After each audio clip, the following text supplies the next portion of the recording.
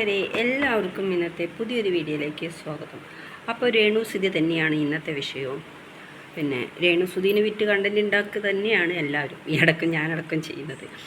പിന്നെ ഇപ്പോഴത്തെ വിഷയം എന്താണെന്ന് ചോദിച്ചു കഴിഞ്ഞാൽ രേണുസുതിയെക്കുറിച്ച് കിച്ചു എന്തൊക്കെയോ പറഞ്ഞു എന്ന് എനിക്ക് തോന്നുന്നത്. എൻ്റെ ഒരു അഭിപ്രായമാണ്. ഞാൻ രേണുവിനെ മെഴുകാൻ വേണ്ടി പറയുന്നതല്ല. തെറ്റ് കണ്ടാൽ നമ്മൾ തെറ്റാണെന്ന് തന്നെ പറയണം. ഞാൻ പറയുന്നത് എന്താണെന്ന് വെച്ചാൽ, കിച്ചു പല സമയത്തും വെള്ളമടിച്ചിട്ട് കുടുംബകാര്യങ്ങൾ പറയാൻ മുതിർന്ന ടൈമുകൾ ഉണ്ടായിട്ടുണ്ട്. ഒരുപാട് പ്രാവശ്യം മുതിർന്നിട്ടുണ്ട്. അപ്പോൾ എനിക്ക് തോന്നി ഈ കുട്ടി ഇങ്ങനെയും കാര്യങ്ങൾ പറയുന്നത് ചിലപ്പോൾ വല്ല എന്തെങ്കിലും കഴിച്ചിട്ടാണോ എന്നൊരു സംശയം. കാരണം അവൻ്റെ ആ ഒരു സംസാരത്തിൽ നിന്ന് എനിക്ക് ഫീൽ ചെയ്തു അങ്ങനെ.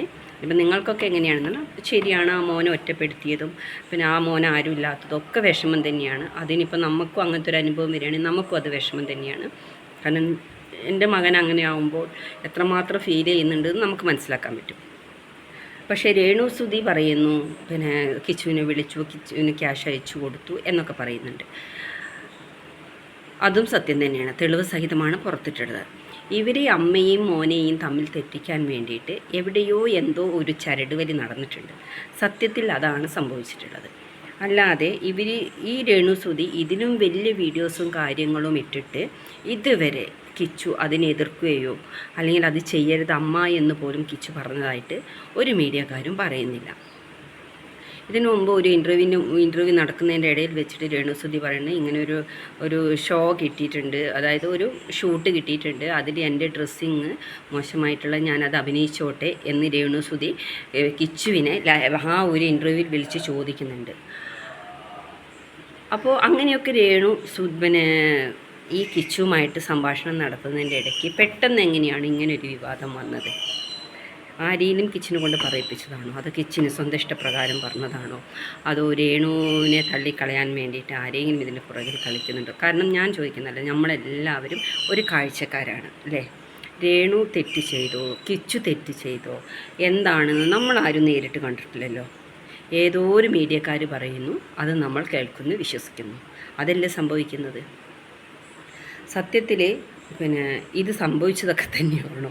രേണുസുതി ചെയ്യുന്ന വേഷങ്ങൾ മോശം തന്നെയാണ്. പല വസ്ത്രധാരണത്തിലും പലവിധ പ്രശ്നം. പക്ഷേ ഞാനതല്ല ചോദിക്കുന്നു, ഒരുപാട് ലേഡീസ് ഇപ്പോൾ യൂട്യൂബിലായാലും ഏതൊരു മീഡിയയിലായിട്ടുണ്ടെങ്കിലും ഡ്രസ്സ് അഴിച്ചിട്ട് കൊണ്ടുള്ള വീഡിയോസ് വരെ കാണുന്നത്. എന്തുകൊണ്ട് അവരുടെ പുറകെ പോകുന്നില്ല?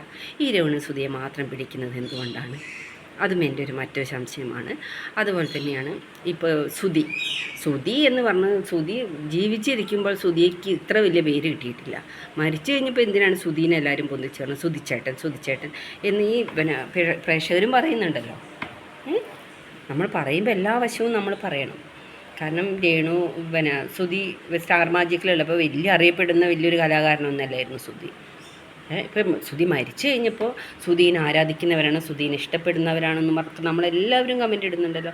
പക്ഷെ ഞാൻ ഒരാൾക്കും ബാഡ് കമൻറ്റ് ഇടാൻ ഇതുവരെ പോവില്ല. അത് കിച്ചുവിനെതിരായാലും ശരി, രേണുവിനെതിരായാലും ശരി, ഒരാൾക്കും ഞാനെതിരെ ബാഡ് കമൻറ്റ് ഇടില്ല. കാരണം എന്താണെന്ന് വെച്ചാൽ, സമൂഹത്തിൽ നമ്മളെല്ലാവരും ജീവിക്കുന്നത്. നമ്മൾ ഒരാളെ ഇന്ന് നിരന്തരം കുറ്റപ്പെടുത്തുമ്പോൾ നാളെ നമ്മളെ കുറ്റപ്പെടുത്താൻ ആ കൈകൾ നമ്മുടെ നേരെ തിരിഞ്ഞു വരുമെന്ന് നമ്മൾ മനുഷ്യർ ഓർക്കണം. നമ്മൾ അപ്പോഴത്തെ ഒരു സന്തോഷത്തിന് വേണ്ടിയിട്ട് നമ്മൾ ബാഡ് കമൻറ്റ് ഇടുന്നു, അത് തെറ്റ് തന്നെയാണ്. നമ്മൾ ആരും കണ്ടിട്ടില്ല ഈ രേണുവിൻ്റെ അവസ്ഥയോ, അല്ലെങ്കിൽ രേണുവിൻ്റെ വീട്ടിൽ പോവുകയോ, അല്ലെങ്കിൽ രേണുവിൻ്റെ അവസ്ഥ എന്താണെന്നോ, രേണു ഒരു ബാറിൽ പോയി കഴിഞ്ഞാൽ അവിടെ എന്താ സംഭവിക്കുന്നതെന്നോ, കിച്ചു എന്താണ് പറഞ്ഞതെന്നോ, കിച്ചു ഏത് വഴിക്ക് പോകുന്നു, കിച്ചു എന്തിൻ്റെ അടിസ്ഥാനത്തിലാണ് ഇങ്ങനെ പറയുന്നതെന്നോ, കിച്ചുവിനെ രേണു നോക്കുന്നുണ്ടോ ഒന്നും നമ്മൾ അറിയുന്നില്ല അല്ലേ? ആരോ ഒരാൾ പോസ്റ്റ് ഇട്ടു, അതിന് നമ്മൾ പോയിട്ട് കമൻ്റ് ഇടുന്നു. ഇത് സത്യമാണോ തെറ്റായതാണോ എന്ന് നമ്മൾ ആരും ശ്രദ്ധിക്കുന്നില്ല. അതാണ് നമുക്ക് പറ്റുന്ന ഒരു പ്രശ്നം. തെറ്റ് പാരാ ചെയ്യാത്തവരെല്ലാവരും തെറ്റ് ചെയ്യുന്നവർ തന്നെയാണ്. അതുപോലെ തന്നെ ഈ രേണുസുതി എന്ന് പറയുന്നത് കിച്ചുവിൻ്റെ മൂന്നാം അമ്മയാണ് അല്ലേ? പെറ്റമ്മയ്ക്ക് വേണ്ട. എന്നിട്ട് പോലും അവൾ ആ ചെറുപ്രായത്തിൽ കിച്ചുവിനെ കൂടെ കൂട്ടി അത്രയും വലുതാക്കിയില്ലേ? അത്രയും വലുതാക്കാൻ രേണുസുതി കഷ്ടപ്പെട്ട് തന്നെയല്ലേ? അതെന്നാരും മനസ്സിലാക്കാതെ പോകുന്നത്.